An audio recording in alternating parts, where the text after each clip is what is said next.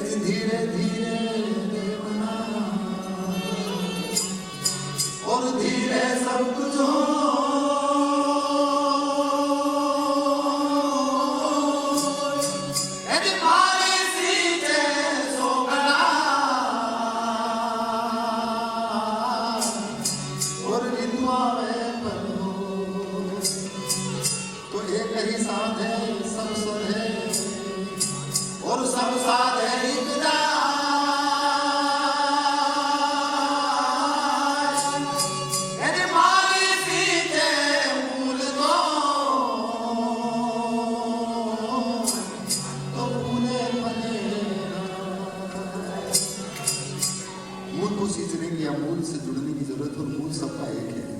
पर जिन्होंने मूल पकड़ लिया पर चढ़ने के यदि तरीका याद नहीं हो तो भी थोड़ा होश रहता है कि पता नहीं खट्टा है कि मीठा है। यदि हम किसी वृक्ष के गोड़ को पकड़ करके या मूल को पकड़ कर वहीं बैठे रहे और चढ़े नहीं और चढ़ भी गए पर यदि चखा नहीं तो पता नहीं। इसलिए कहा है तेरे मूल पकड़ा तो क्या हुआ, तेरे मूल पकड़ा तो क्या हुआ, चढ़ने की गमना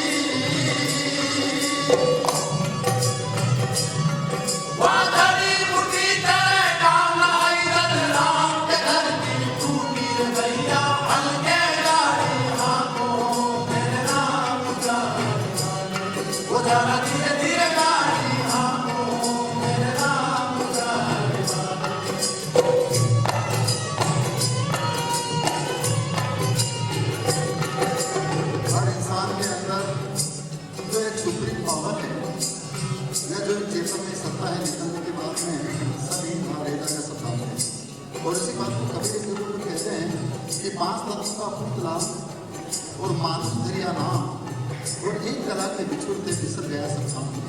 हमारे सबके अंदर एक ऐसी कला है जो यदि अलग हो गई तो सब एक कला है। वो जब खड़ा ले जाएगा तो सब कहते हैं चलो चलो जल्दी करो, जबकि इसको इतना सजाते हैं संभालते हैं, रखना भी चाहिए, परंतु उनके भी क्या होता है।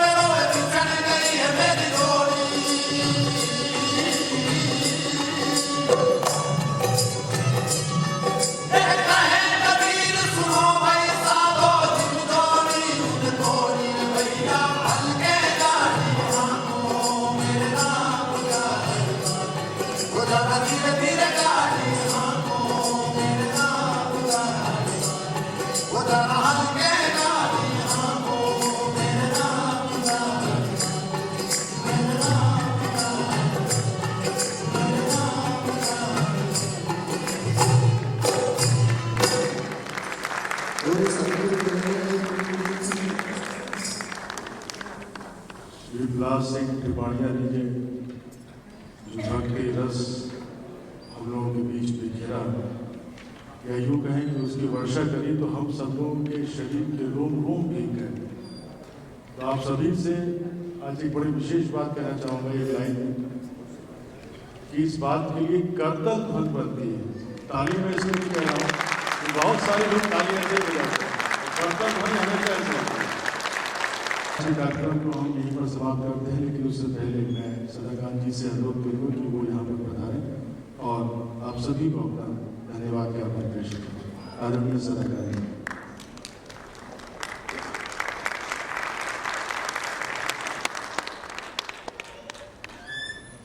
हम लोगों के मेहमान श्री प्रहलाद सिंह त्रिपाठिया जी, उनके साथी जो हम लोगों के रिक्वेस्ट पर लखनऊ आए और आपने एक अलग तरह के अंदाज में मैंने आज ये आप भजन सुना है। मैंने बहुत से भजन सुने हैं और बहुत से लोगों को गाते हुए सुना है, लेकिन जो ओरिजिनल एक वर्जिन वॉइस है, जो स्पिरिचुअलिटी अंदर से आ रही है, जो कहीं सबको टच कर रही है, आज सबने इस कार्यक्रम को बहुत पसंद किया है। मैं सबकी तरफ से, पूरे ऑडियंस की तरफ से, लखनऊ की तरफ से, अपनी तरफ से, परिवार की तरफ से आपको धन्यवाद ज्ञापित करता हूँ। बहुत ही दिल से शुक्रिया अदा करता हूँ। ये मेरे मन में आया था कि छोटा सा कार्यक्रम रखेंगे। गुरु कृपा के 25 साल हो गए, उसको एक थैंक्स गिविंग तो देना ही चाहिए। उस तरह से जो आंतरिक उन्होंने अपना उपासना की वो की, सार्वजनिक रूप से जब एक कार्यक्रम सोचा था तो हरिओम से पूछा कि किसको हम लोग बनाएं। आजकल सामान्यतः एक प्रोफेशनल भी है, लेकिन उसमें वो बात नहीं है जो आपने आज देखने को मिली है। मैं धन्यवाद देता हूँ। निश्चित रूप से कहीं आप साधना मार्ग से और ईश्वर मार्ग से जुड़े हुए हैं। वाणी 4 प्रकार की है, जो हम जिसमें बातचीत करते हैं वो बैठनी वाणी है, फिर मध्यमा है और परावाणी है। परावाणी जो उत्पन्न होगी, जिसको आपने अनहद नाद की बात की, अनहद नाद का उदय जो ओंकार और हृदय चक्र में होता है, जो ओंकार की ध्वनि का स्पर्श होता है, बांसुरी और वेग की ध्वनि आती है, कुंडली जागृत होती है, सहस्त्रार चक्र खुल जाता है और कुंडली जो भगवान शिव को प्राप्त करके साक्षात साईं से प्राप्त करती है। कबीर प्रारंभिक अवस्था में कबीर को देखने से ऐसा लगता है कि वो वैष्णवों के वैरागी शब्द से चल रहे हैं, लेकिन बाद में योगियों के मार्ग की पराकाष्ठा को पहुंच गए हैं। और अंत में बहुत से शुद्ध पुरुष पूछते थे कबीर से कि आप कौन हैं? तो उन्होंने कहा जुगन जुगन हम योगी, सतयुग में हम पहली पावरी, त्रेता छोरी डंडा, द्वापर में हम अणबद बजरे, कलम फिरौ सब ठंडा, काशी में हम प्रकट भये हैं रामानंद चिताए। इस तरह से हमारे यहाँ भारत में संतों के जो महान योगदान को कभी कभी वो लोग विस्मृत कर जाते हैं। ये संत कहाँ से आते हैं, किस तरह से यहाँ रहते हैं, सामान्य रूप से दिखाई नहीं पड़ते, जनजीवन में ओतप्रोत हो जाते हैं और जनजीवन को इतना प्रभावित करते हैं कि उनके जाने के बाद भी उनके एक शब्द अमोघ हो जाते हैं। इसलिए जो लोग इस मार्ग को जानते हैं, जो लोग, इसलिए ये नहीं है कि आप क्या पढ़ते हैं, क्या जानते हैं। शुरू में संबोधन में हमने ये चर्चा जो मुझे अनुभूति हुई कि परमात्मा और उसकी सृष्टि एक ही है, ईश्वर का ही प्रकटीकरण ये संसार है। टोटलिटी में जो ईश्वर को एक जानता है वही ईश्वर को जानता है। वायु यथैको भुवनो प्रविष्टो रूपो रूपो प्रतिरूपो बभूव एकस्तथा सर्वभूतान्तरात्मा रूपो रूपो प्रतिरूपो भविष्य। ये कठ कृष्ण का ऋषि कहता है। अग्निर्यथैको भुवनो प्रविष्टो रूपो रूपो प्रतिरूपो भविष्य एकस्तथा सर्वभूतान्तरात्मा रूपो रूपो प्रतिरूपो भविष्य। हाथी में ईश्वर हाथी की तरह नहीं है। जैसे बहुत बड़े आदमी का कोट बड़ा है, लेकिन उसका जो अंगुष्ठ मात्र पुरुष है, जीवात्मा है, जो शरीर में चैतन्य परमात्मा है। जैसे बिजली इतने प्रकार के एक्सप्रेशन से बिजली चमक रही है, लेकिन बिजली तो एनर्जी है, वह एक एनर्जी के फॉर्म में ही है, उसका स्वरूप एक ही है। जैसे सूर्य की किरणें पड़ती हैं तो ऐसा नहीं है कि नीचे वो ये डिस्टिंक्शन करती हो कि सूर्य की किरणें कहाँ पड़ रही हैं, वो मंदिर पर भी और नावदान पर भी बराबर पड़ रही है। वर्षा होती है तो यह नहीं होती है कि ऊपर देखे कि नीचे ऊसर का ऊसर है कि आज उपजाऊ खेत है वहां बरस जाए, ऊसर वाले को छोड़ दे, क्योंकि वह समत्व है, परमात्मा के समत्व है। कहीं भी जो आपको विभेद दिखाई पड़ता है वह त्रिगुणात्मक प्रकृति के कारण दिखाई पड़ता है, और वो उसका ऐश्वर्य है। उसी को हम उसका त्रिगुण ऐश्वर्य कहते हैं। पश्चिमी योगम ऐश्वरम, जिसको आप माया कहते हैं उसी को संत माँ कहते हैं। जिसको वेदांत माया कहता है उसी को संत माँ कहता है। और इस तरह से वो ईश्वर और उसकी पराशक्ति को साध्य कर लेता है।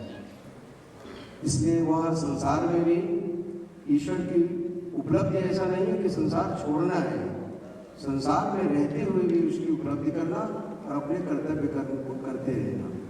उपदृष्टा अनुमंता च भर्ता भोक्ता ईश्वर परमात्मा पिचोक्तः देहेष्मिन् पुरुषः पर अस्मिन् देहे स परः पुरुषः परमात्मा अपिचोक्तः। उपदृष्टा अनुमंता भर्ता भोक्ता महेश्वर, हम उससे कभी बातचीत नहीं करते, वो हृदयस्थ है लेकिन बातचीत नहीं करते।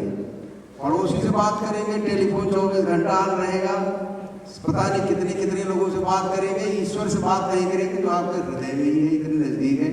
और कभी साधु संतों से मिलते हैं तो कहते मुझे ईश्वर दिखलाओ। अरे भाई कहाँ से दिखलाओगे, तुम अपना ईश्वर के अंदर नहीं देख पा रहे हो, अपने हाथ से अब कहते मेरी आंखें दिखलाओ। अरे भाई तो अपने आंख अपने हाथ से छोड़ो। लेकिन थोड़ा बड़ा हो रहा है, लेकिन आपको जाना है। लेकिन इसलिए चर्चा ही कर रहे हैं कि हमारे यहाँ कभी कभी लोग ये कहते हैं कि जो ईश्वर मार्गी है वो साधु कपड़ा पहन के बाहर घूमे डंडा लेकर। मैं उसको साधु नहीं मानता, वो साधु वह भी है, लेकिन यहाँ अखाड़े का जो पहलवान है वो असली साधु है।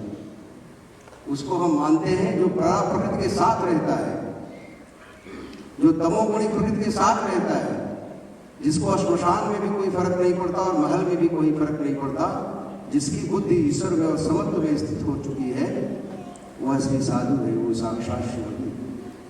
विद्या विनय संपन्ने ब्राह्मणे कविहस्तिनी सुनी चरित सुभाग्नि ईश्वर पंडित आशन दर्शन। इसलिए ईश्वर को भी ज्ञात करो और संसार में भी रहो, मौज करो, लेकिन ये जानते रहो कि ये नाटक है, मिथ्या है। जैसे फिल्म में काम करते हुए समझ लो कि खाली फिल्म ही है ये, उसी तरह से किसी विभाग का प्रमुख सचिव रहते हुए जान लो कि फाइल है, वैसे फाइल का नाटक है, उसमें इन्वॉल्व मत हो, सरकारी काम की तरफ से करो। और इसके बाद यत् करोसि यदश्नासि यत् जहोसि तदासि यत् तपस्यसि कौन्तेय तत्कुरुष्व मदर्पणम् चेतसा सर्वकर्माणि मयि सन्निष्ठ मत्परः बुद्धियोगमुपासते मच्चित्तम सत्यम। समस्त कर्म को, समस्त प्रकृति को ईश्वर को देते रहो, ये उसका काम है। हम थोड़ी चाहते हैं कि मैं वृद्ध हो जाऊं, लेकिन वृद्ध हो रहे हैं। मैं नहीं चाहता कि मेरी आंखों से दिखाई ना पड़े, लेकिन मेरी आंखें देखना बंद कर देती हैं। इसका मतलब है कि मैं इस शरीर का मालिक नहीं हूं। अगर मैं मालिक होता तो ये मेरे अंडर में रहता, काम करता, मैं तो कहता भाई डायबिटीज ना हो। मैं तो बहुत बचा के चल रहा था कि एक्सीडेंट मेरा ना हो, लेकिन पता नहीं कहां से आ गया और उधर से घुस गया और एक्सीडेंट हो गया और मैं अस्पताल में पड़ गया।